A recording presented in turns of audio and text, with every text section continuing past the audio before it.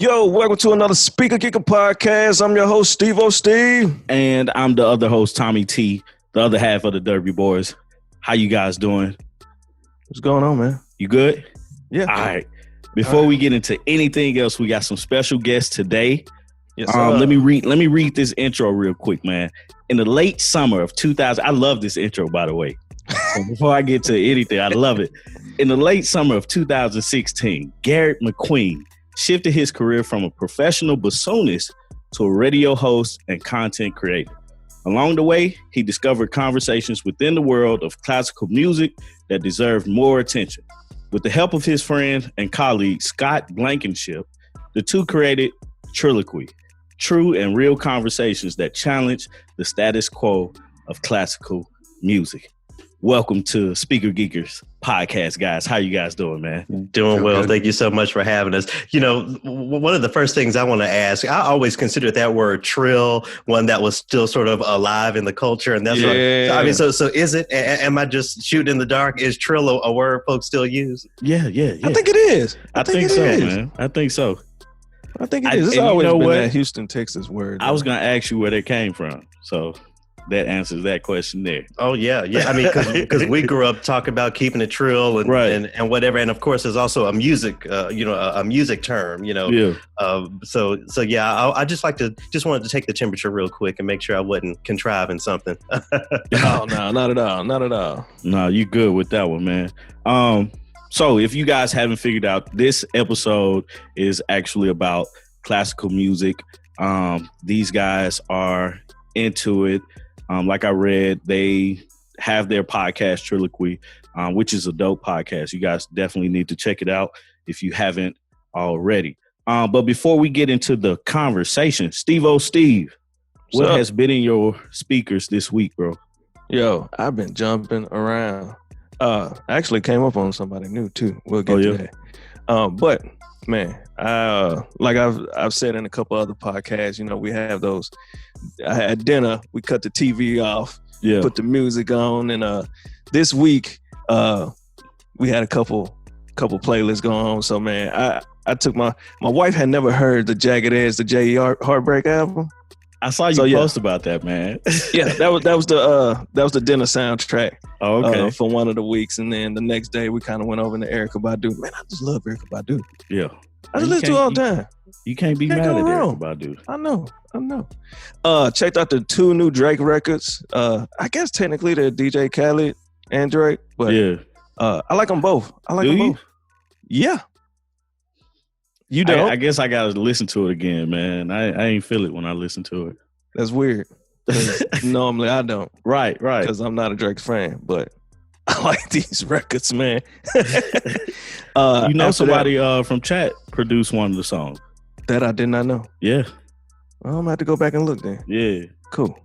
After that, I was on social media and I came across Busta Rhymes. So, man, I had to go and listen to some Busta Rhymes, man. Did you? Yeah. I want to hear some new Busta Rhymes stuff. I really, really do. And then because of Busta Rhymes, I ended up coming across someone new called Stove God Cooks. He was playing one of their songs in his Facebook videos. Yeah. And it just sounded so nice. So what I did was, I went and looked them up. You know how I do. Started going down that rabbit hole. So, but yeah, that's pretty much what it was for me for this week, man. What did y'all have? So, Garrett and Scott, what has been in y'all speakers this week? Whoever wants to go first. Well, on the last, a couple episodes of our podcast ago, we were kind of talking about, speaking of Nashville, talking about roots music, talking about country music and Black involvement in that genre. So honestly, these past few days, I've really been digging into some of that. On the last episode of our podcast, we talked about Charlie Pride. So I've been going back to a little bit of that. Of course, got to get into the Dolly Parton. And, I've really been dedicated to doing my best to digging into country as this genre that, Black folks don't always participate in. Right. Just to open up my own perspective. If I'm going to ask folks to do that about classical, what I call so-called classical music, it's up to me to do the same thing. So I've actually been listening to a little bit of country. So yeah, shout out to Charlie Pride, Dolly Parton. On the more hip hop side of things, I'm still checking. I'm still here for Megan. These past few months, I have really been a part of the Stallion Army. I got you. Her flip of Boys in the Hood, that song Girls in the Hood. I've really been appreciating that. That's real big on my list. I was listening to it before I signed on here lately, actually. So a little random, but that's me. A little bit of country and a little bit of the female hip hop. I got you. What about you, Scott? Well, kind of like what Garrett said, excuse me, kind of like what Garrett said, the last few opuses of our podcast have me listening to Kebmo and J.S. Andara. And one of the things that we talked about, Garrett said he hears that slide guitar in country music and wants to turn around and walk out. I just feel like I'm somewhere that's not safe. Yeah, no, but you see that is, that like lap steel sound that you hear in country music a lot, I think has migrated over to the white sound, because if you want to, I'm going to introduce you to more black musicians who are playing like Delta blues. Mm-hmm. Okay. And, some slide guitar that I think that you'll identify with a lot. To that end of like all this roots music, there's a new guy named J.S. Andara. Mm-hmm. And he's got such a pure voice, and the way that his music is recorded or performed, whichever way you want to talk about it, is really letting his voice just shine. So it's all about the artistry. And like Steve said, I've been jumping around a lot too, walking my dog around the lake, trying to go back to some music that used to make me feel good, like listening to the Sugar Hill Gang. Yeah. And Parliament, old school. Yeah, I'm with the Parliament. Yeah, old school stuff like that. Because I have to admit, a lot of this new stuff on the stuff that they talk about on Joe Budden podcast and Megan Thee Stallion and all that, I'm just way behind.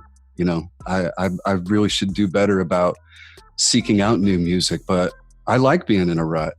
I mean, but I feel behind a lot of the time too. All these lulz that are running around. I just don't have time. So but I do appreciate doing my and that's why kind of getting into why we formed Trilloquy. As we've seen, the podcast world has really exploded and really shapes the way people think about just about everything, including music. So, when I listen to my hip hop podcasts and, try to keep up that way, there's a lot of stuff that falls on the wayside, but then some stuff where I'm like, oh, let me write that down and make sure I listen to that. Steve, you mentioned those two DJ Khaled, Drake tracks. I haven't gotten to them yet, but that's on my list, thanks to, content creators and what we're doing to really propel all these little conversations, Yeah. That's the key, man. It's like people come from all walks. Music is music. It's designed to make you feel better. It's designed to make you move. So like everybody, I always write down what people been listening to. So I can go back and listen to it, even if I don't like it. Like I don't listen to country music at all, but I'm definitely gonna check out these. Who is it? Charlie Pride, and of course I know who Dolly Parton is. I went to UT. But, oh, did you? Okay. Yeah. But, I never listened to her or even looked at her as a musical artist. You know what I'm saying? So, yeah, like I always do that. And it's designed for that, I guess I'll bring up the rear with what I've been listening to this week. And I wasn't everywhere. I was like one pocket and then I got out of that pocket. Paternity Leave by Starlito. Steve, thanks to you, bro. Then I got into Spoda. You ever heard of him? Yeah. You talking about me? Yeah, absolutely. I don't know how I got to him, but God Bless the Child. That was one of his albums. Got into that one. Then I got to Moneybagg Yo, Forever Heartless. And then I stumbled upon Leanne LaHavis. And Greg told us about her. That's what Coco in London, like some of the inspiration for them came from her or whatnot. One of the songs he did or produced, she was one of the samples. So I started listening to her. Her album is amazing, by the way. If you guys haven't heard it, go listen to it. It's amazing. What's her name again? Leanne LaHavis. Yeah, that's her name, and then that's the name of the album too. So, and what was the stove guy? The stove guy you said you stone. Yeah. Hold on. Give me 1 second. Stove God cooks. Yeah, that's what it was. I wonder what he's cooking. Right. I know, right? It's that real like old school New York with those samples. Yeah. So yeah, I gotta check that out. And then it's funny, man. I always pay homage to Memphis. I was listening to Project Pat, Get It Green, man. Got to. You mentioned Moneybagg Yo, and I've already laid out that I'm a member of the Stallion Army. So when Megan Thee Stallion did that song with Moneybagg Yo, and I hear the Memphis rap influence from the beginning, I'm like, okay, so this is something I can listen to. Yeah, always gotta pay homage to Memphis. A very unique and very important corner of hip hop. Right. Yeah, man. So that'll round out my week, man. Any news this week? Well, it's a lot of news this week, man. What you heard this week, man? It's too much news this week. This has been one of the craziest weeks for news. First off, we got to look at. I know last week we mentioned the whole Lil Marlo. That was his name, right? Yeah. He got murdered in Atlanta. So the authorities and some people around Atlanta are coming out to say that it was actually a hit on him, which is interesting. Yeah. I don't have any more details from that, but that's kind of what I heard coming out of that. So, once again, rest in peace to him. And, man, he really had a promising career to be cut short. Yeah. So, yeah, that's pretty interesting. Actually, absolutely pretty interesting. Kind of going into some more news. Of course, we got the whole situation with Meg Thee Stallion. Yeah, which is, of her. My goodness, I don't know where this story is going. I don't know who or what or where or when, but Meg was, if you don't know, Meg was shot in the foot. She was in a truck with Tory Lanez in LA when they was pulled over. And I think Tory Lanez was arrested, but Meg was sent to the hospital. She had surgery on her foot or whatnot. And she came out and she's saying that, she's not really telling who did it or how it was done, but yeah. I thought she did confirm that Tory shot the gun. Yeah. I think it was confirmed that he shot it. Well, I know TMZ said that there was people saying that Tory was the one who shot in the foot. But I haven't heard anything from ever since that. I take TMZ with a grain of salt. Do y'all think it's a lover's quarrel? I don't know what it is, man. I don't know. Like the way she got on Instagram, I thought she got shot in the chest. Or the neck or something, man. She got shot. Well, I guess when you get shot anywhere, it's a big deal to you, Yeah. It's definitely a big deal, but Absolutely. So I don't know. That's gonna be interesting to see how that plays out. Yeah. So. What y'all think happened? I honestly didn't even see them being together. So I got a couple different theories. One is I really think someone was playing with a gun. Whether it was Meg or Tory, and just so happened it went off and someone got shot in the foot. Yeah, playing around with the gun. So that's what I think happened. But who knows? I think that Megan and Tory went to this party. Scott, in case you don't know, it was one of the Kardashians' house. I think they were at, or one of them anyway, for this big party. Megan Thee Stallion being the big star she is, as popular as she is. Not that Tory isn't, but as Megan Thee Stallion, being as huge as she is right now, I'm sure she was getting a lot of attention. Maybe a young man or maybe even a young woman was kind of, getting comfortable with her, and Megan was getting comfortable back, and Tory didn't like that, and here we are. That's what I like to. That's what I assume happened. Yeah, I'm not sure on that, man, but I don't know. I can't even think of a story as to why they were together or why they wasn't together or whatnot. So, I pretty much don't know. Like it's interesting to see them together, though. I think just because. Those two artists are completely different. On one hand, you got Megan Thee Stallion, who's the Stallion, and then you got Tory Lanez who Little 5'3", right? Like, why are they together? You know what I'm saying? So I really can't put my finger on that one. Dang, Steve just walked away. Okay. Another bit of news, baby or something. Yeah, another bit of news that I looked at was Nick Cannon got fired. And we're gonna talk about that tomorrow, Scott. Have you heard much about this Nick Cannon stuff? I don't even have an opinion.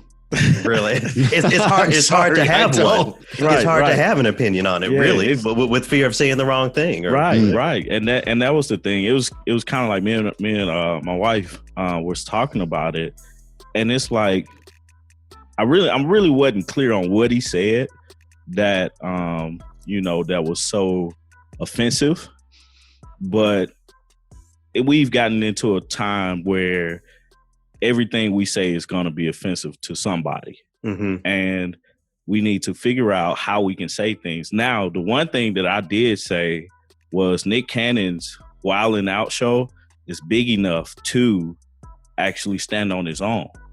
Like, Wildin' Out is big enough to, like, he can, I don't know, like, the legality part of everything, but he pretty much can produce that show again on his own platform. Yeah, and it'd be as successful as it was being on MTV for so long. You know what I'm saying? Scott, I don't know if you're familiar with Wildin' Out, but imagine Whose Line Is It Anyway meets rap. You know, I thought it was. I think it's a phenomenal show. But what it boils down for me, what I think that conversation is a conversation of ownership. So, obviously Nick Cannon created this, and has a hand in everyone who's on the show, the guests, the Wildin' Out girls, the teams. But because he did not own it, that plug could be pulled so quick, and I think that's the bigger conversation. Are we in spaces, our Black folks, our content creators in spaces in which they have room to sort of learn and rehabilitate maybe from a wrong step they've made, or are they in a position to where one bad thing can get the rug pulled up from up under you? I think we really need to be paying attention to that these days. Right. Because I mean, like, you think of what else was he hosting?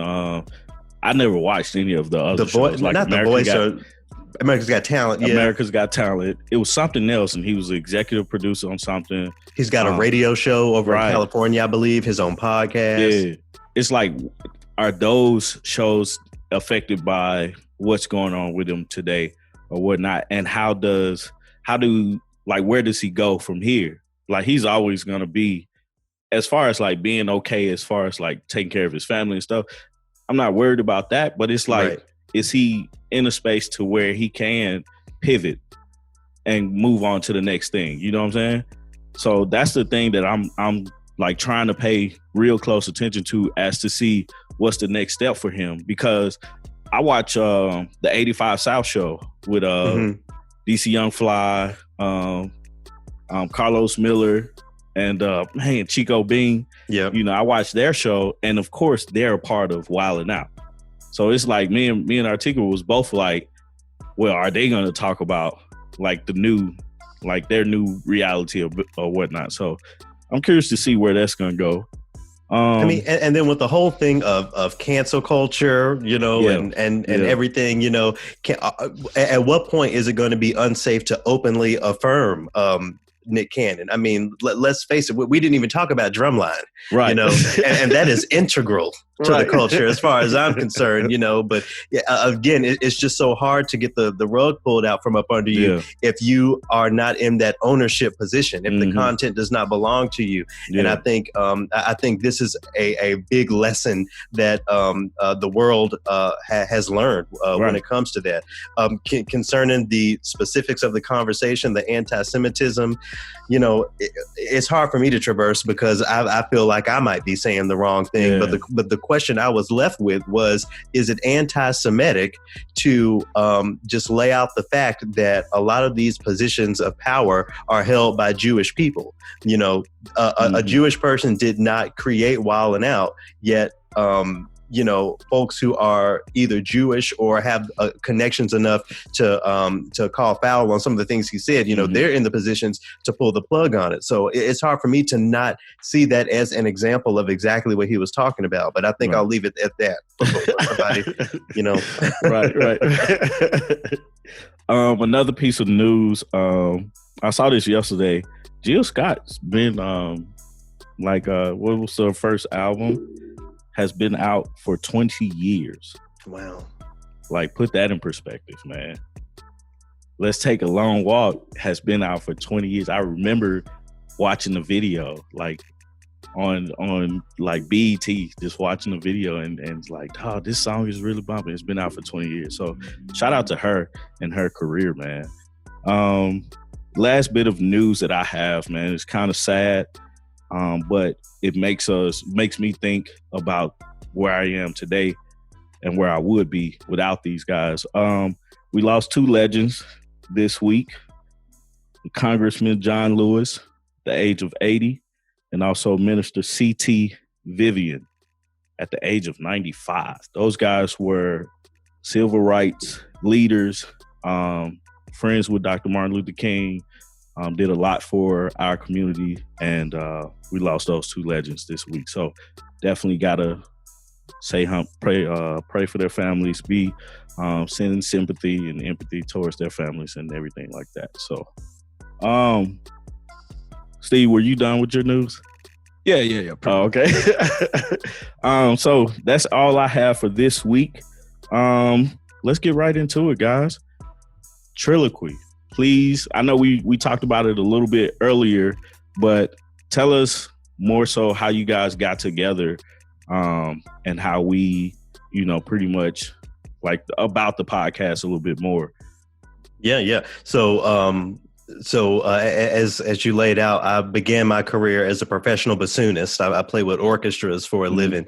And around 2016, I started transitioning into radio and media. So I got a little side gig as an afternoon classical host. The work I was doing at the intersection of race and classical music got the attention of a lot of folks. And, long story short, that led me to my current position as a national classical music host of Music Through the Night. Is actually a position that Scott held previously. So he was a big part of my training and my onboarding, and through that, we just, sort of became friends and started hanging out a lot.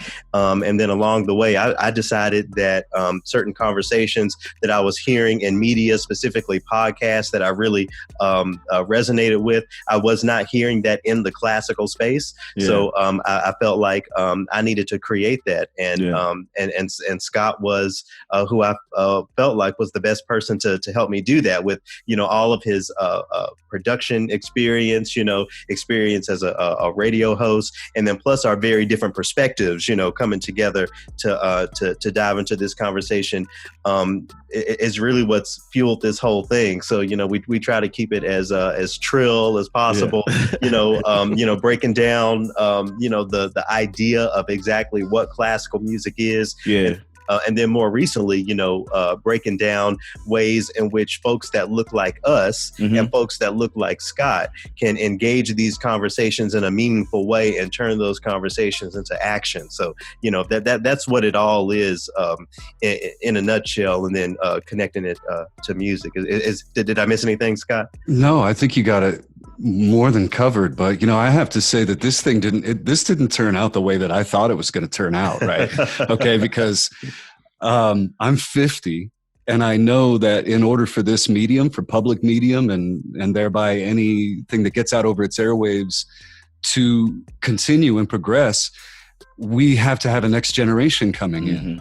And so my idea was to be the producer, that I would sort of pare down the interviews and make sure that we've got studio space reserved and all this kind of thing, because I wasn't sure what my voice in this was going to be, and that's a question that I ask Garrett a lot. We're trying to both be very conscious about who this next generation is, and we're trying to define it in a way that is better for everybody.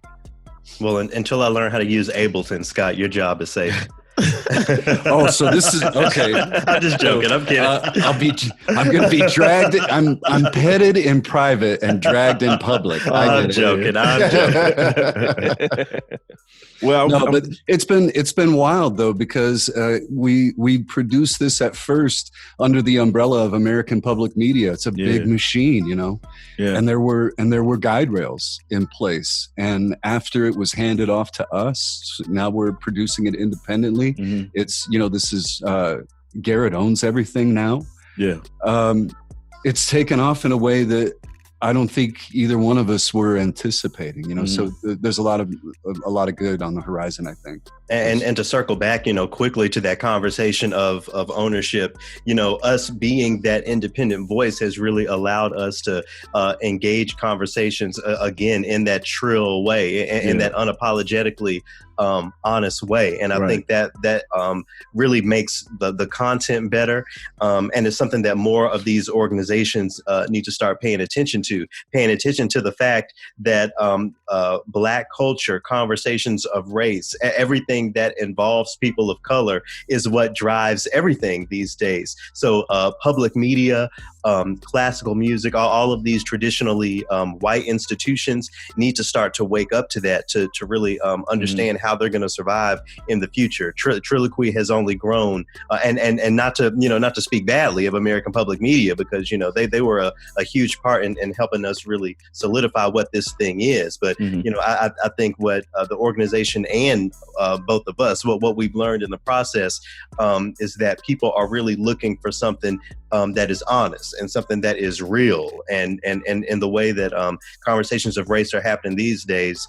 I feel like it's the perfect moment for Trilloquy. So I'm so glad to do it, and I'm glad that, you know, we were here before everyone started to talk about it. You know, with the tragic death of the tragic murder, I'll say, of George Floyd here in the Twin Cities. You know, everybody all of a sudden was awake to race. Well, you know, this is something that Scott and I we're already over a year deep into. You know, when it comes to our particular corner of all of this. So it's really been phenomenal. I would be lying if I didn't say there were several headaches, several sleepless nights and sleepless days, but you know, here we are pushing on. I couldn't be more grateful. No, I get everything you're saying, man, because, you know, even with our podcast, man, it's pretty much, it's ours. You know, two friends that grew up together, we pretty much came together and was like, hey, let's talk about things that brought us together in the first place, and that's music. That's really rap, you know.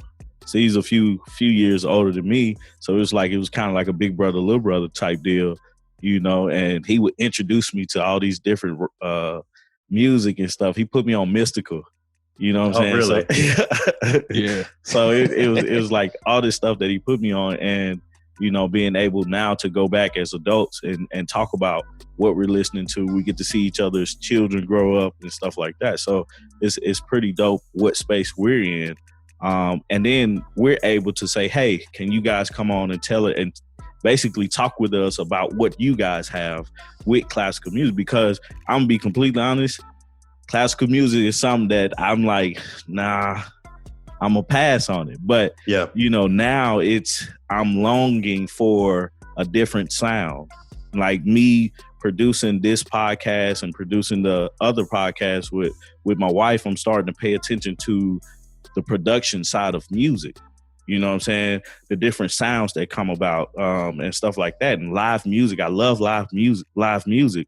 So just to say, okay, so explain to me what is classical music versus what I'm listening to every day in hip hop. I think me and Steve talked about it. Rick Ross is one of the closest that I can say that uses classical music in his music. So what other artists, or for two questions, what is classical music, and an explanation for somebody that doesn't listen to classical music? And then for somebody that's a hip hop head or a rap fan, what are some of the artists that I can go back and listen to and say, okay, I hear that music, that classical music there?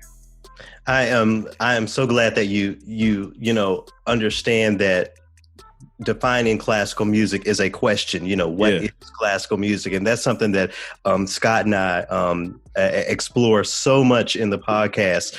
Where I am now with that question, and the reason why you'll often hear me use the phrase so-called classical music. So when folks use that phrase, they're thinking about, the orchestral music drawn from Western European traditions. Okay. Yeah. But every culture in the world has a so-called classical music, a music that is sort of classic to that experience and that dialogue. So when folks tell me when was I first exposed to classical music, I tell them as a child in the church, because when you talk about Black church music, you're talking about the connections it has to that original Negro spiritual. Yeah. And if there is any music that is purely American music that sort of grew from the soil of America, it's the Negro spiritual. Okay, so when you go from there, you get into the blues, you get into the gospel, you get into the rock and roll, you get into jazz, what eventually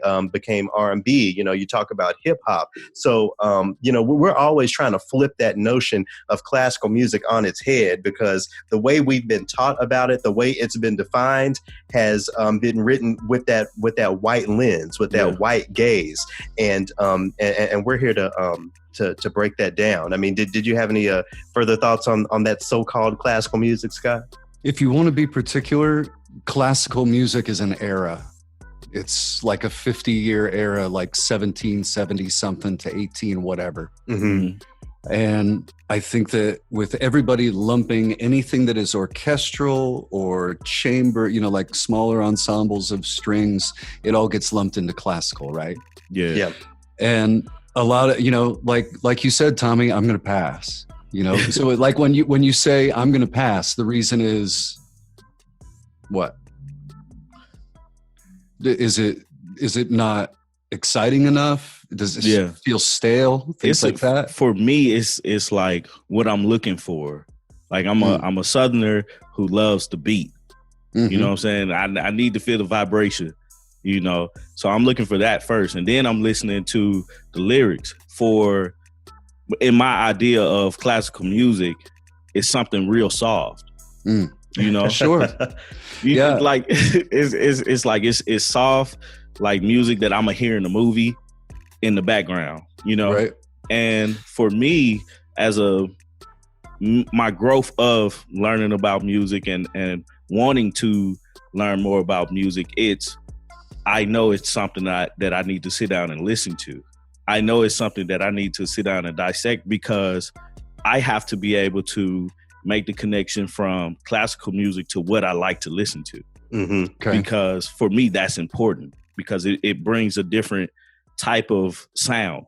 And me and Steve talked about that previously in one of the podcasts about the sound that we're producing with music and how important that is, especially for me, because I'm listening more so towards the beat and how the beat makes me feel versus what's being said. Because a lot of times I don't even understand some of these rappers today, Again, all these lulz. Right.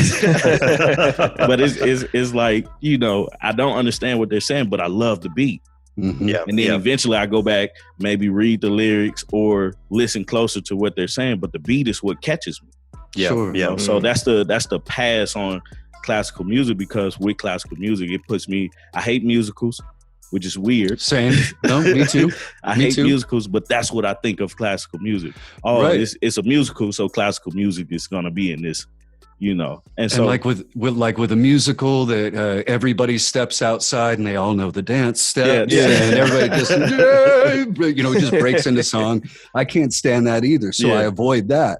But I think that kind of like what you were talking about, you have one part of a certain piece of music that you like, the beat, and that gets you going. I think that if you and Garrett sat down and talked a little bit, he could probably come up with something from quote unquote classical music that would resonate with you. Yeah.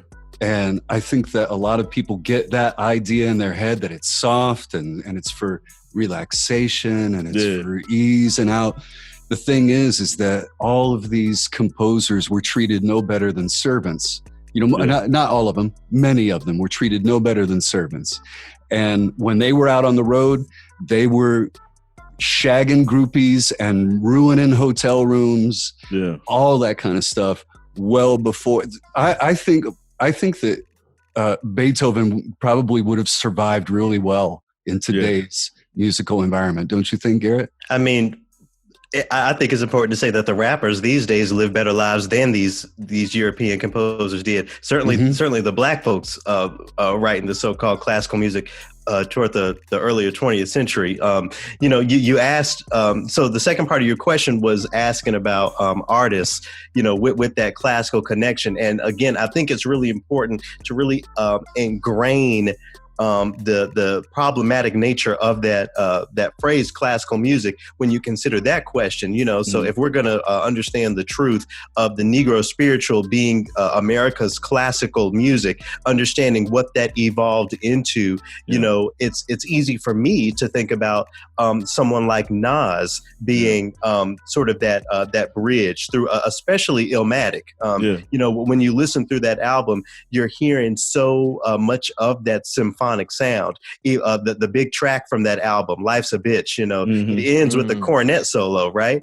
And I believe that's Nas's dad playing that cornet solo. And of course, folks will hear that sound and connect it more with jazz. But that's just another offshoot from that. Another, when I think about my early days listening to hip hop, when I was like 4 or 5 years old, 6 years old, waking up on Saturday mornings, music videos would just be what's on. So thinking back to those days, I'm thinking about Naughty by Nature, all of the piano that's in. I'm thinking about OPP, the piano line in that. I'm thinking about Queen Latifah, another artist that was going through those days. How if you go back and listen to Black Rain, how you can hear the jazz and the instrumental aspects of that music.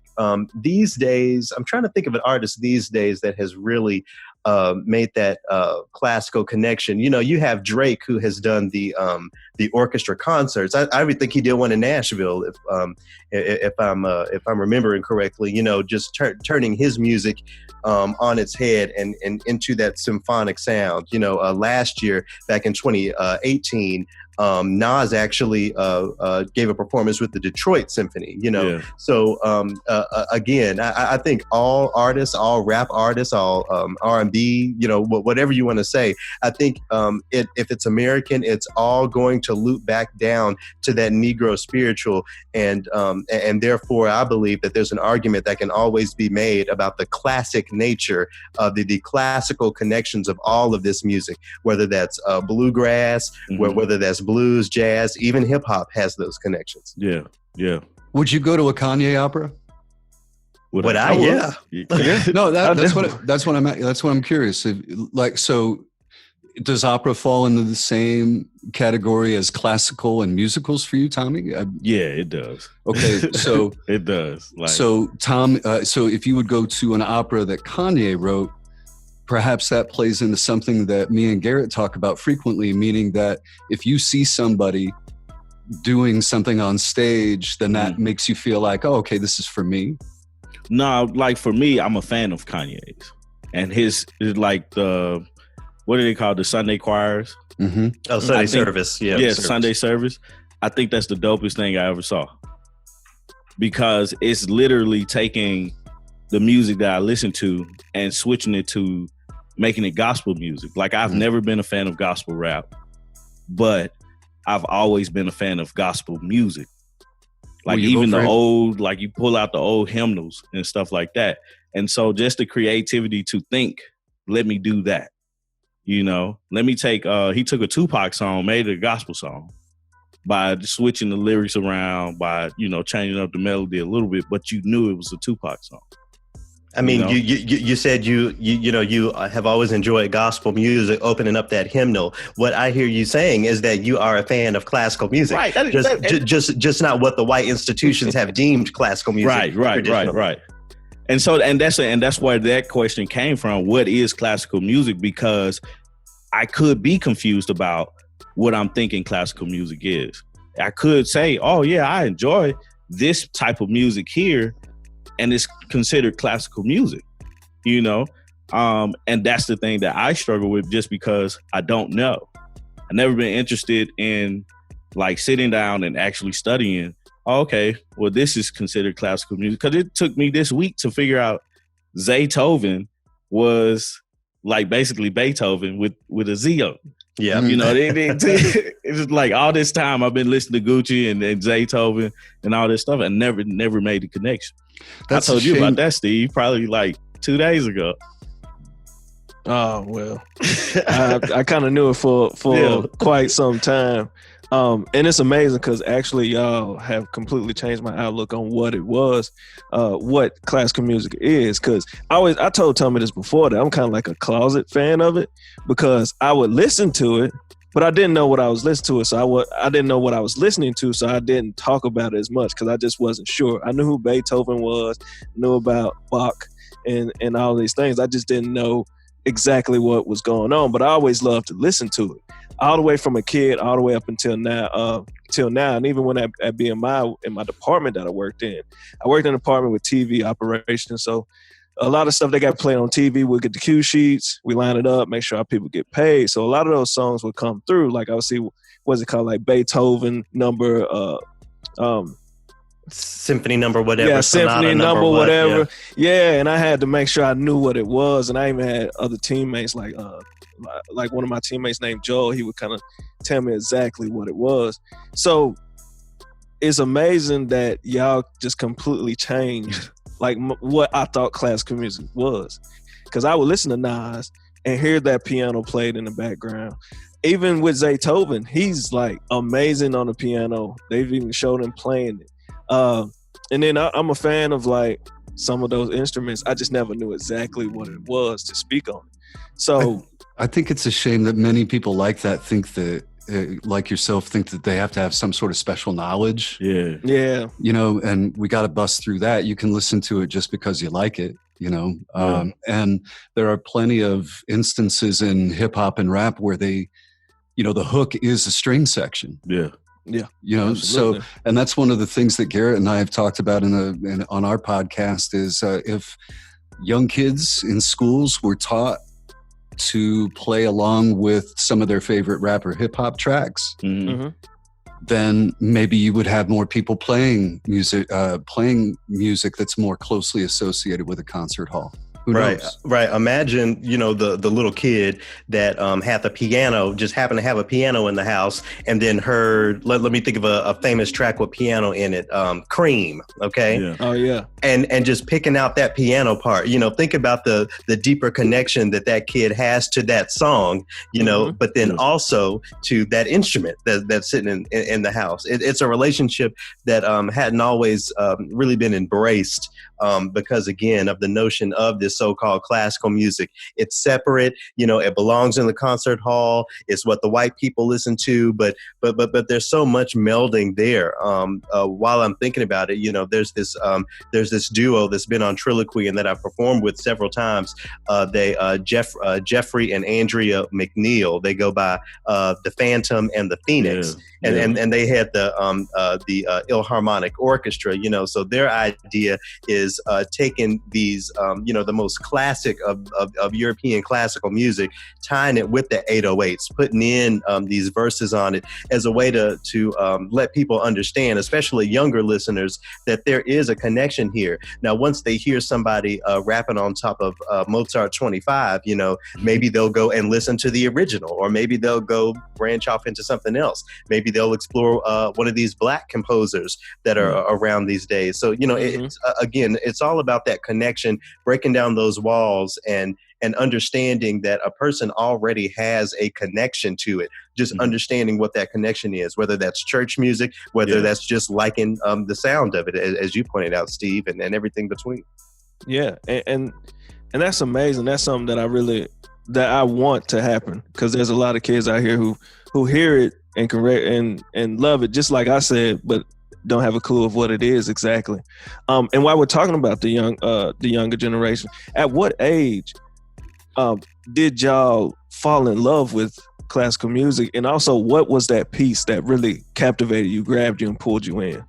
Yeah, so for me, again, if we're talking about classical music, what that is, it goes all the way back to the church for me. I love to sing, and that's where I really fell in love. Now, as far as classical music, as most folks might think about it, that was, when I was in middle school, I joined the band because I felt like I was too good of a singer to join the school choir. I joined the band. I decided I wanted to learn an instrument. And then by, learning to play the bassoon, I kind of got into, the music in which the bassoon is featured. So I would say about 12, 13 years old is when I got into it. And I'll never forget the first piece of music. And it might not, mean much to most of your listeners, but it was the bassoon concerto in E minor by Antonio Vivaldi. So Vivaldi wrote one of, the most famous themes in classical music. If you look up Vivaldi's Spring, you would definitely recognize that.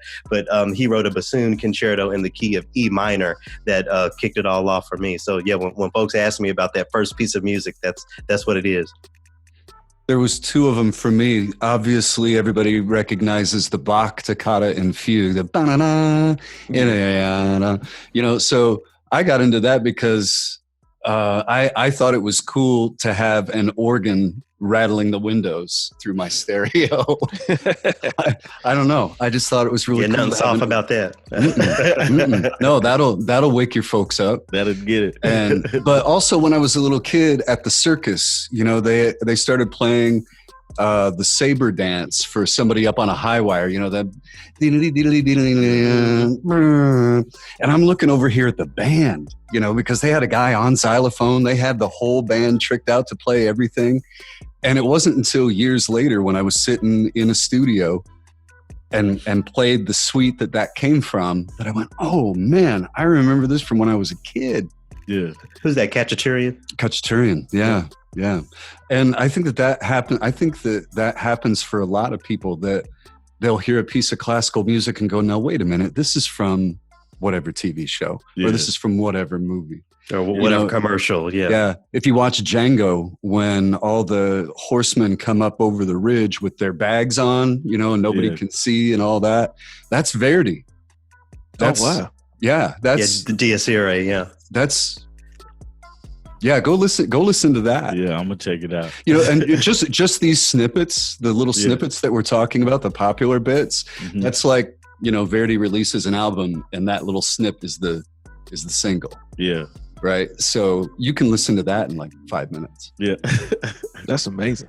That's truly amazing. And even for our listeners, I think that'll clear up some things, because it's a lot of people who listen to those Rick Ross records and hear the Justice League, the producers play, put that together, and you hear that symphony in the background. Mostly in like a lot of those Maybach music ones. You can kind of hear the way it come in, the way it drop. It's just, I don't know, it gives me chills. I love it every single time. So hopefully this clears up a lot for them so that they can actually go and experience some of those other ones. And also for some that are like closet ones, maybe they just come on out and be like, hey,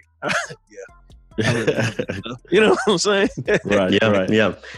For folks looking for examples of Black composers to look at, the big names are William Grant Still. So he became the first Black person to have a symphony performed back in 1930. His first symphony is called the Afro-American Symphony. So I would really encourage folks to just go, listen to the first 5 or 10 minutes of that and see if it hits with you and keep going on. When you listen, you'll hear that blues. I've always considered that opening movement a piece of music that has a lot of swagger, If folks just listen to William Grant Still's Afro-American Symphony. The first Black woman to have a symphony performed was a composer named Florence Price. That was back in 1933. She has all sorts of really phenomenal music in the catalog if you look up her name.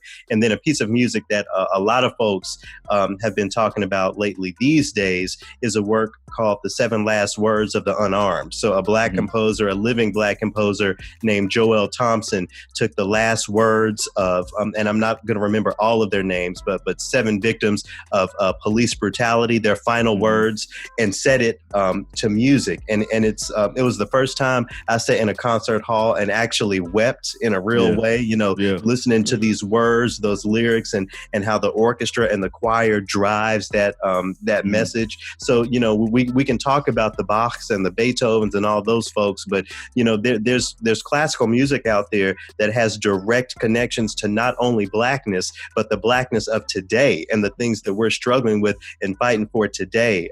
We exist, but Black folks in classical music exist, and we're fighting the same battles as everyone else. Maybe not in the same way, but the same battles. Absolutely. What you got, Tommy? Man, all this stuff, it's crazy that you guys are opening my eyes to actually me realizing, oh man, maybe I have been listening to it, but I just didn't know that I was listening to it. And it's in, like I'm saying, I'm writing down just about everything that you guys are saying to listen to and everything like that. I'm gonna try to create a Spotify playlist or something that has everything that we talked about in it. One question that I do want to ask, because I'm 33 now, rap and hip hop is my thing. That's what I listen to. But like Steve was saying, the Maybach music with the intros and stuff like that are just amazing to me. You know what I'm saying? Trying to reach the younger crowd, trying to reach out to the younger people to continue the growth of it, because I feel like when music, if you like the combination of different music, different sounds and stuff like that, you get a better sound and you get better music. So in trying to keep classical music and what's the word? I don't want to say upgrade, but kind of like keeping it with the generations. Yeah, relevant. How does classical music reach the children to improve it or to keep it 2020 or 2021, 2022? How do we get there? And then also, how do I help as well? Yeah. I basically think that classical music institutions need to not be afraid to speak to folks where they are, to put in the extra work, to really help to put in the extra work to understand, what piece of music is most appropriate for these kids. How does this speak to the communities from which they come, whether that deals with race, whether that deals with geography? There are composers of this so-called classical music in every, geographic space in the country, so bringing them in, the visibility of seeing Black people in it. Do these Black youth even know that there are professionals who are musicians and who are Black, who that deal with classical music? I think for so long we have really defined this as a white thing that's based on, the power structures, the folks who write these textbooks, the folks who teach these classes. I think moving forward, the institutions need to have the courage to, again, meet these kids where they are and to provide them the opportunity to see themselves in it. So what that means oftentimes is hiring Black. These institutions are all white in their staff. That's another big problem. So as far as reaching the young ones, I would say that these institutions need to gain some cultural competency, talk to the people that they need to talk to understand how they can best approach these young folks and these communities, and go from there. I think the work needs to happen on the inside. There's a lot of inside work that needs to happen before that reverberates out into the way that these young kids engage it. You got something, Scott? Oh, I was just going to kind of dovetail on what Garrett was saying. In reaching the younger people, I'm reaching out to people my age. Whenever I'm on the air, Garrett and I have experienced the fact that I get away with certain things that he doesn't, and where I might say something and get some backlash, emails or phone calls or whatever, he doesn't, and vice versa. Yeah. And so I feel like in order for the kids to have a healthy exposure and outlook on this, I need to be talking to the parents. Mm-hmm. I need to be talking to them like, you understand that this music was largely built on privilege and supremacy. Yeah. Okay, so you while it's great that you show them Mozart and Beethoven and all that, but like Garrett said, you have to learn about Chevalier de Saint-Georges. You have to learn about Nathaniel Dett and Florence Price. And, Margaret Bonds. And all these Black folks. Some new composers, Jessie Montgomery, come on. I was surprised you didn't bring up Jessica Majunkins when she played in Beyonce's orchestra. Oh yeah, shout out to her. Yeah, think about Beyonce's Homecoming. she had violins up there on stage. Yeah. Those folks exist. Those Black women exist, and they are classically trained. Just again providing that visibility so that folks understand that classical music is so much broader than what you've been taught. Right. So what I've got, that's my charge is every time I run into a white person who makes that assumption that, well, of course, this is a white thing. All the composers were Black. All the players were Black. And I have to go, well, no. And let me just... you mean all the composers were white, all the players were white? That's what I hear. Yeah, when somebody says that to me, and that's why it's a white thing. Yeah, I have to. And then, so if I'm talking to those people, the people who have kids that are taking up orchestra instruments, I think that's a piece. That's a component that I can play. That's a part of this fight that I can fight. Yeah, Scott is friendlier with them than I am. That's why we're a good team. Hey, I look at it like I'm out here getting them softened up for you, man. Yeah. Man, that's amazing. That's amazing. I hope everybody's out here writing down as we speak. This is so much information and so important. So we talked about how we can keep this relevant, but what I want to know from both of you, if you had a chance to put together a program, in your image for these kids and for the parents as well, to really open their eyes to this, what would it look like? My program would be music that features ways and of course all of the specifics of the community, who the kids and parents, all of that aside, I think it will be really important for me to show kids the ways, and adults, the ways in which they have already engaged classical music. So taking that Afro-American symphony, taking the Seven Last Words of the Unarmed by Joel Thompson, anything else, and show. Sorry, hold on. Okay, I don't know if you could hear that or not, but all right. Anyway, sorry. Okay, so taking that, taking that music and showing them. So you hear you hear what you hear and hear that reminds you of the church, or what reminds you of blues, or what reminds you of what you've seen on the news. All of this is classical music that you have already, in a way, engaged and don't really know. So that's the program that I would put together, just demystifying that idea of classical music and introducing it to them. In a way that doesn't make it seem completely new, because I think that's when it comes to anything, starting or engaging something new is challenging. Yeah. So just showing them that it's not as new as they might think is how I would approach that. My number one would be taking it to them. Yeah, and it's going to be hard to get people to want to go and sit in a concert hall. So a lot of these orchestras and ensembles are going to have to create something new. They're going to have to find a way to perform in non-traditional spaces. So when you get a group together to go into a school or to go to some sort of after-school program in an inner city or something like that, it's important to remember that you can't go in and take nothing but Mozart and Beethoven. Yeah. If you're going to go into a community of color, play music from their experience, right? And to show them that it is for them. Yeah. You got to do it in a way that for a lot of people, the concert hall is a barrier. Yeah. Because they think that you gotta put on a tie and you gotta go and you gotta sit and be quiet and all that kind of stuff. And I think if we just have musicians show up in what they wear, and to put together programs that might do something that actually blends the things that they've heard, some of the things that they might have heard, and then dash that off with the stuff that would be brand new. Try to create something fluid.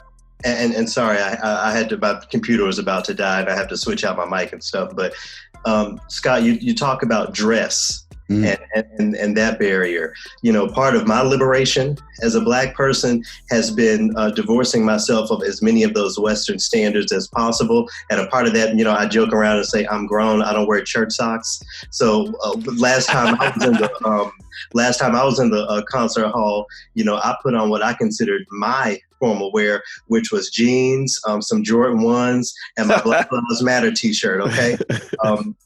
That is an act of rebellion today. That is walking outside of the lines. We need to get to the point to where that's normal. Yeah. That's one of these big things.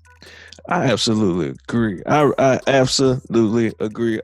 I feel that the best way to accept something is to let that person be themselves, so they can accept it the way they want to accept it.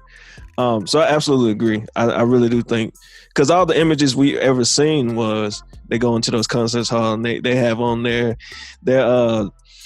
suits like they're going to the prom almost with and so yes, I absolutely agree, man. I absolutely agree. If folks want to get that image of what a Black orchestra would look like, there are several organizations that they can check out. One of the bigger ones is called the Sphinx organization. It's based in Detroit, and they're rooted in promoting classical musicians, both Black and Latinx. There's also the Gateways Music Festival, which is, an all Black, 100% Black orchestra organization, global musicians from the African diaspora. So you have Afro-Brazilian people there, you have Black folks who just happen to live in Germany. And that's an all Black orchestra that folks can really dig into. The first Gateways orchestra performance actually featured Louis Farrakhan on solo violin. A lot of folks don't know that he is a classically trained musician. Beyond that, you have the Color of Music Festival. There's a group down in Atlanta actually called Orchestra Noir that has been doing a lot of great stuff. The Soulful Symphony in New York City. I can go on and on and on. It's there. The content is there. The people are there. The institutions are there. We just got to do our part in giving them a spotlight and making sure that every time Scott and I are behind a microphone, we're having these conversations so that folks just understand that it exists. Yeah. That's interesting because I didn't know that these organizations existed, or this Gateways Festival was a thing. The Orchestra Noir, nope. And that's in Atlanta. None of this. You know what I'm saying? That's why I feel like this conversation is so important. Just because for myself, and I've said this before, I'm in a bubble. You know what I'm saying? Like, I listen to a specific type of music.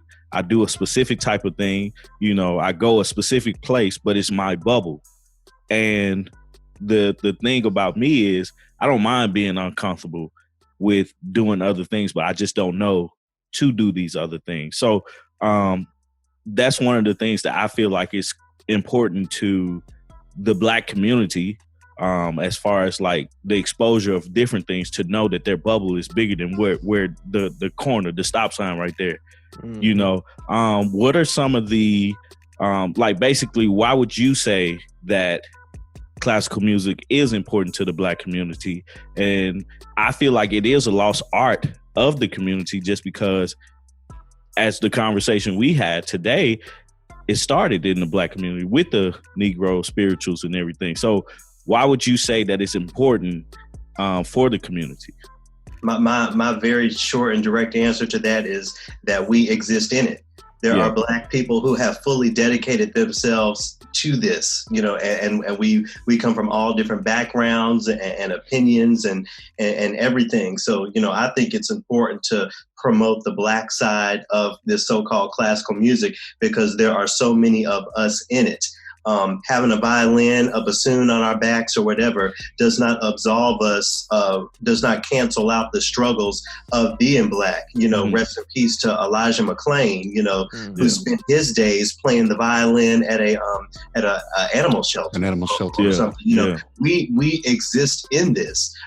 We don't exist in it principally. We aren't always the face of it, but that does not mean that we aren't an important part of it. So, when we talk about the broader conversation of Black liberation, creating our own and thinking of this future in which, we can live without being in servitude to white structures and everything else, I think we have to consider all Black people, all Black lives matter, including those of us who have paved careers for ourselves in the world of classical music.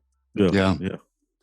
I feel like, especially with the podcast, man, I just hope more and more white people start listening. Yeah. Because it's the white people that need to hear the stories about the struggles behind this music that they hold up as so fine. Mm-hmm.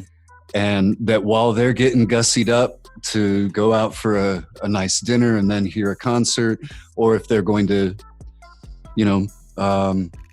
write a big check for their public media station that plays classical music, those are the people that need to hear these stories. Yeah. Okay, and so many of the broader conversations, again, you can find in classical music. As Scott was talking there, the phrase "culture vulture" came across my mind. So that's a phrase that is very much alive in hip hop. Well, it's also alive in classical music. His name was George Gershwin. For folks who want to that rabbit hole, we can talk about Black appropriation of Black classical music by white classical composers. So the struggle is so much bigger than what people always sort of think. But it's not only about the struggle; it's about the triumph, and it's about the success. I mentioned William Grant Still and Florence Price. Two of the first Black folks to really make a name for themselves in American classical music. There are so many other stories just like that that can inspire people outside of classical music. I'll quickly give the example of a composer named Edmund Day. So back in his day, a lot of people were just saying, fuck America, I'm moving to France, and that's so we saw it in Nina Simone, we saw it in James Baldwin, and many others, and we also saw it in this Black composer named Edmund Day. So every issue that is a Black issue, you can probably find it and pinpoint it in classical music, and there's something to be learned there. Man, you guys are so dope, man. Yeah.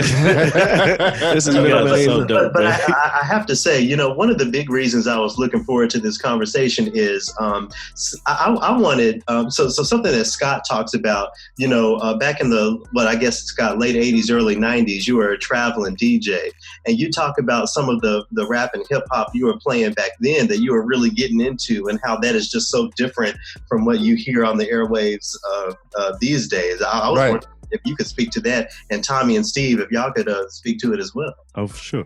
Oh, yeah.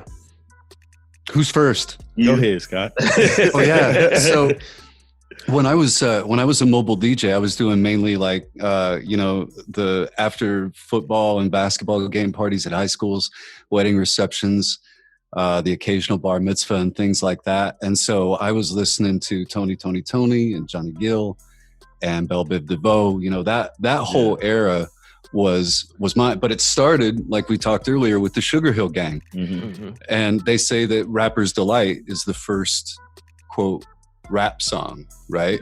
Yeah. Well, they also have Apache, which is problematic, right? Yeah. So I'm trying to sort through that. And Garrett, you asked me about, talking about the Sugar Hill Gang, it seems like there's so much violence in rap and hip hop today. Mm-hmm. Whereas the Sugar Hill Gang was talking about how nobody parties as hard as they do. Just every party that they had was a banger. Nobody can get close and you're jealous of it. Yeah. And I it felt like it was a little safer then, that it was all about dance moves and and being as bad and being as good at what you do as you can. Right. Steve, you want this one or? I'll jump in it. Yeah, and that's the thing about the growth of hip hop. It went from that just enjoying the party to artists becoming pretty much live reporters on the scene of what just happened in their neighborhood. So that's where like majority of the violence comes from, and just like we know, in this world, sex, drugs, and violence is what sells. So as it became bigger and bigger, then that's what stuff was targeted. We still have those records where it's just talking about the party, talking about how good you can dance, or the girl in the room. Yep. Perfect example would be Nelly. Nelly did all of that. And you didn't know that Nelly had this other side of him because his music never spoke to it really. Yeah. So it is definitely one of those things where the commercial side has really just gravitated to what sells. And that was one of the reasons why I, like, to this day, I don't listen to the radio as much. I try my best to discover other music, enjoy other rappers, because you still get a lot of talented MCs that they're not talking about most of that. And then you still have some that are pretty much reporting live from the block, and then you have some that's all they're talking about, but they haven't lived it a day in their lives. So it's just kind of sifting through using that sifter to get to the gems through all the sand, as I call it. And Scott talks about the hip hop seeming more violent these days. What annoys me, and I'm a rap fan, I'm a hip hop fan, but what annoys me so often is how so many of these rappers will just rely on the money side of things, talking about what they got. I'll never forget, I was riding my bike a couple of summers ago, and I decided to play the I think it's called "Everything Is Love," the Beyonce and Hove duet album, and listening to what I heard from Beyonce, this Black liberation and believing in yourself, and as soon as Hove will get on the mic, he has to remind us that he has a rose gold Rolex and all this stuff, which is great. We're happy for you, but what does that really have to do with me working at my job and trying to pay my car note? That's where my frustration comes with hip hop so much. It feels like so many of these artists have caught a lick, made a little bit of money, and have forgotten that there is more to music, more to these discussions than what you were able to buy with all this new money. Mm-hmm. Not to shit on anybody, but when I am, when I think back to what folks like, again, Queen Latifah, Sister Soulja, what they were doing with hip hop, and then I listen to what's going on today. I'll get that beat, I enjoy it, but so often I just find myself wishing that I could engage the energy that hip hop had back when I was a little kid. Yeah, but the times are different. That was the biggest thing for me. The times being so different. Back then in the 80s, you look at Houdini is a group that I look at. Man, they was talking like Scott said, their whole diaspora was party. Like, we're partying, period. And they jumping. But now you fast forward to the music today, the parties today, sex, drugs, money. If that's not involved, man, it's not a party. But back then it was women or dudes, or we just young and free. You know what I'm saying? We having a party, we kicking it, we jumping, we dancing, we doing our thing. But now, you got that, and that's the thing about the music now. It has grown. Hip hop has grown into such a different thing where hip hop is around the world. Now you have what's the group, BTS, where they got like basically their new edition of Korean pop. You know what I'm saying? Like, they have rappers, they have singers and stuff like that. And I think their fan base is so crazy, but they're part of hip hop as well.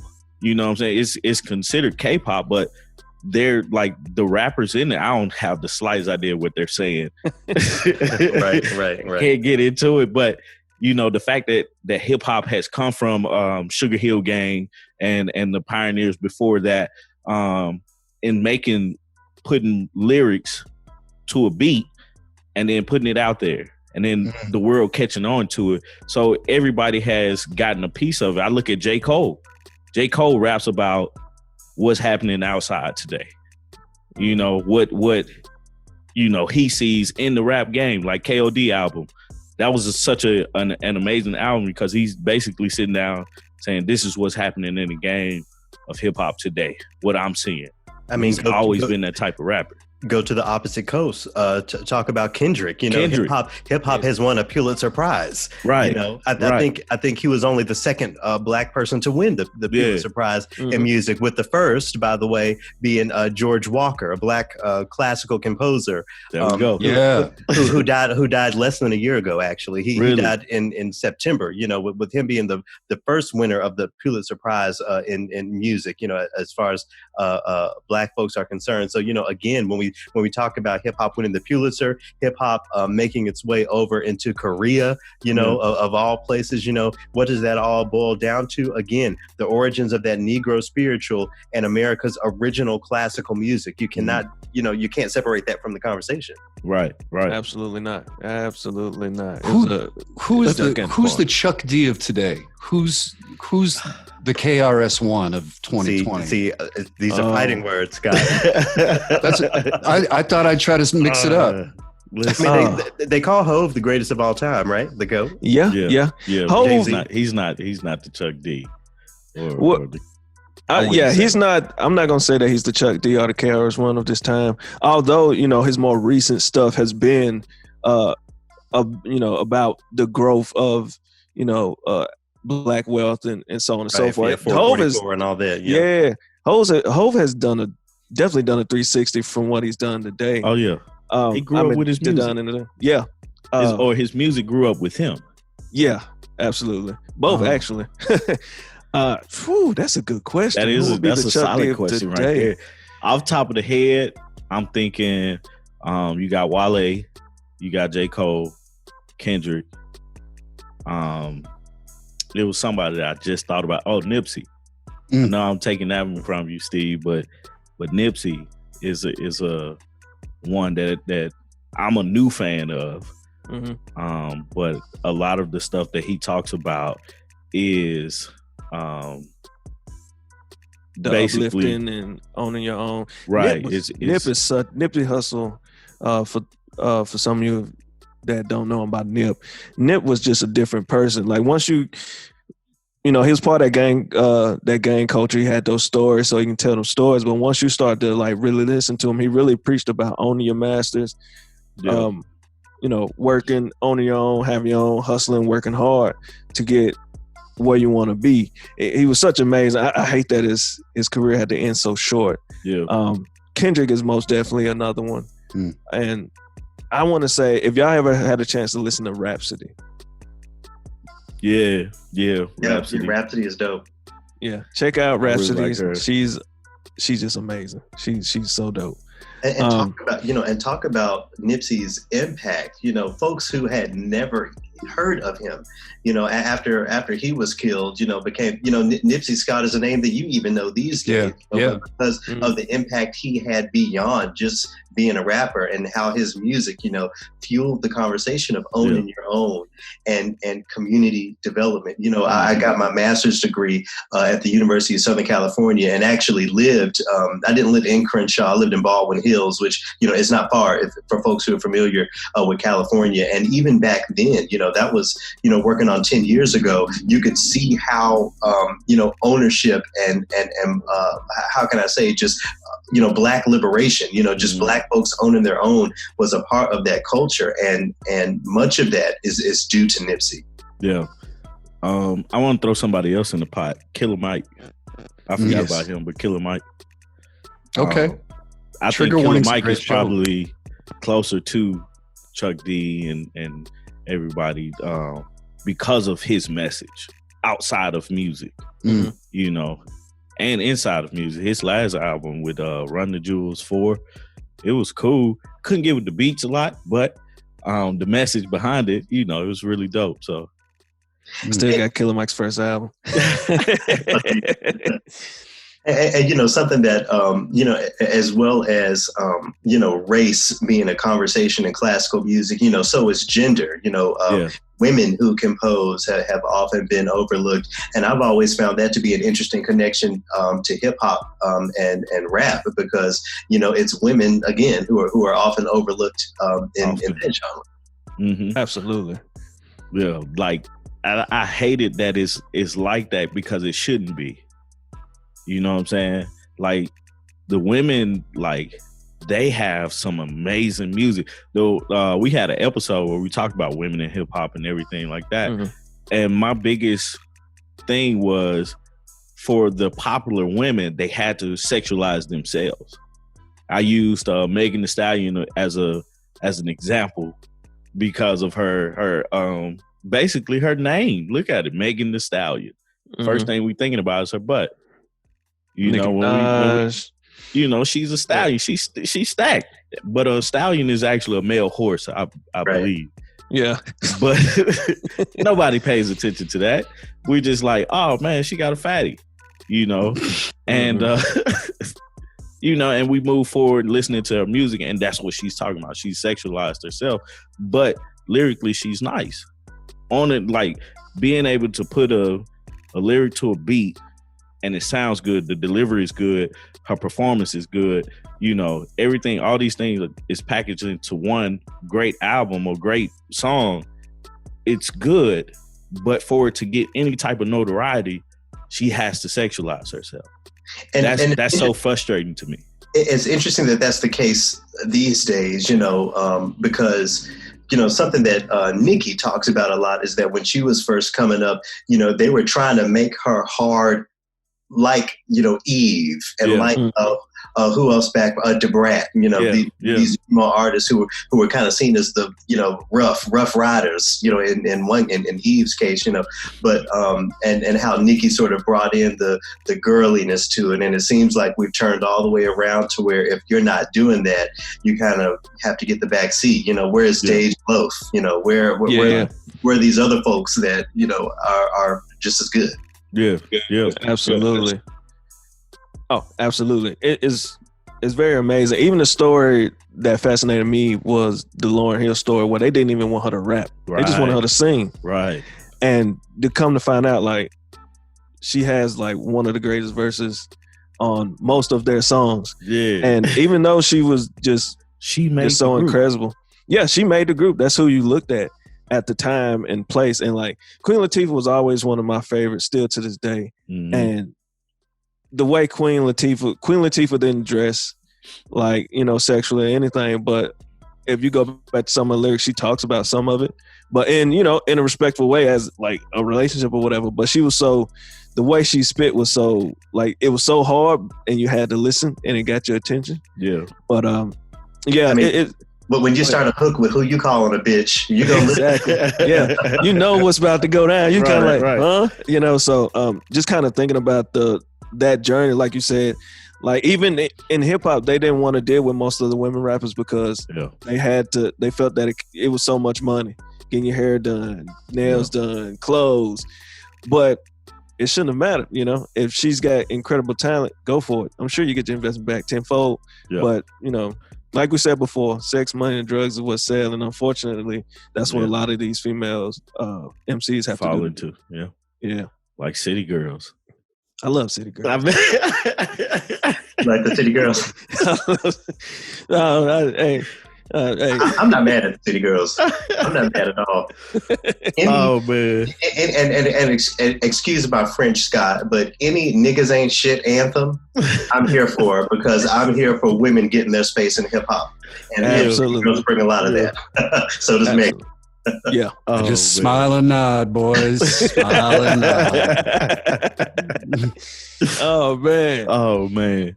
This episode, man, has been truly amazing, man. My eyes have truly been open to classical music and what it means and my experience with it, because I never paid attention to what I've actually experienced with classical music. So to everybody that's listening, please start paying attention to what's being produced and what you're listening to. look at it from a different standpoint. Start looking up who's producing this music, where they're getting their ideas and everything they're getting to pull in music together, and start paying attention to those things. Once again, I want to say thank you guys, Scott and Garrett, with Trilloquy. We really appreciate this moment in time to go over things that you guys actually are passionate about, and I appreciate you guys bringing that passion to our podcast. But before we go, I want to make sure that you guys get the space to let everybody know where they can find you guys and what you guys have going up next. Sure. So the one stop for me is my website, GarrettMcQueen.com. If you want to check out Trilloquy, you can find that on Spotify, Apple Podcasts, or wherever you listen to your podcasts. We also have a website, Trilloquy.org, TRILLOQUY.org. This week, so last week we talked a little bit about cancel culture. This week, what's on the list, we're going to talk about the Nick Cannon thing. There's something that we didn't talk much about today in classical music. There's the idea of auditioning behind a curtain, being heard and not seen. So Scott and I are going to talk about some of that this week. But listen, we're always trying to find ways to demystify this so-called classical music and make every connection we can with it. So yeah, GarrettMcQueen.com, Trilloquy.org. Mine's real easy. Just find Garrett first, and I'm usually following him. So you can get there. But I'm also at ScottBlankenship.com. And if you would like to find out a little bit more about how beer relates with classical music, go over to YouTube and check out my series called Hop Notes. And if I can, just leave your listeners with anything, if I have to underscore anything, if there's anything that I've said today that I want you to really understand, is that Black liberation, Black unity expands so far, so broad, and it's going to take all of us and all of our allies like Scott to get us there. We exist obviously in hip hop, we exist in sports, we exist in the boardrooms and banking, and we exist in classical music as well. So I would really challenge everyone to find a way to engage a bit of that Black classical music, even if it's going and listening to Wade in the Water or Follow the Drinking Gourd or one of those old Negro spirituals. Just understand that Black folks do exist in this, and everyone needs everyone's help to make sure we get over the hump. We talked about Lauryn Hill a couple of minutes ago. She said everything is everything, didn't she? Absolutely. It's the same thing. So I really hope everyone listening will keep that in mind and buy Black and support Black in every way you can, including Black classical music. There you go. There you have it. Man, and once again, man, thank you guys for jumping on and taking some time out to have a discussion with us. If you haven't already, please go subscribe to the podcast. You can find us on YouTube at Speaker Giggers Podcast. You can follow us on Instagram and Facebook at Speaker Giggers Podcast. You can find me on Instagram at I am Tommy T III. And also Steve, you can find him at the great Steve-O Steve. Man, just join the Derby Boyz in the discussion this week. And so I want to thank you guys for listening to another episode of Speaker Giggers Podcast. This episode has been produced by 3M Media. And Steve, you got anything? No, I really don't have nothing today. You good? Scott, you got anything? I'm just glad to be good. Here, Garrett, you good? Thanks again. All right, guys, we out, man. Peace. Peace. All right.